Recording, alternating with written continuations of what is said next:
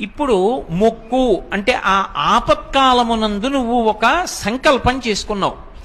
ఈశ్వరా, నన్ను ఈ ఆపద నుంచి గట్టునబడై, నేను పట్టుకొచ్చి ₹1 హుండీలో వేస్తా, లేకపోతే నువ్వు నన్ను గట్టునబడై ₹1 నీ హుండీలో వేస్తాను అన్నావు.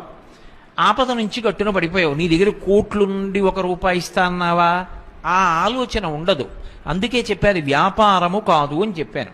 అది వెంకటేశ్వరుడే అంగీకరించాడు. ఒకసారి ఆపద వచ్చిన తరువాత మాత్రం వాడు బుద్ధిని దిద్దుకోవాలి. ఇప్పుడు మొక్కు తీర్చుకొనుట అన్న మాటకు అర్థం ఏమిటంటే, నేను ₹1 స్వామివారి హుండీలో వేస్తాను అని చెప్పాను. స్వామివారి హుండీలో ₹1 వేస్తాను అంటే నా పక్కింటి వాళ్ళు తిరుపతి ఎడుతున్నారనుకోండి, నేను పక్కింటి వాళ్ళకి ₹1 ఇచ్చి హుండీలో వేయండి అని పంపించకూడదు. మొక్కు ఎప్పుడు తీరుతుంది? నేను హుండీలో ₹1 వేస్తాను అన్న మాటకు అర్థం నేను తిరుపతి వచ్చి అని కాదు. నేను తిరుపతి వెళ్ళాలి.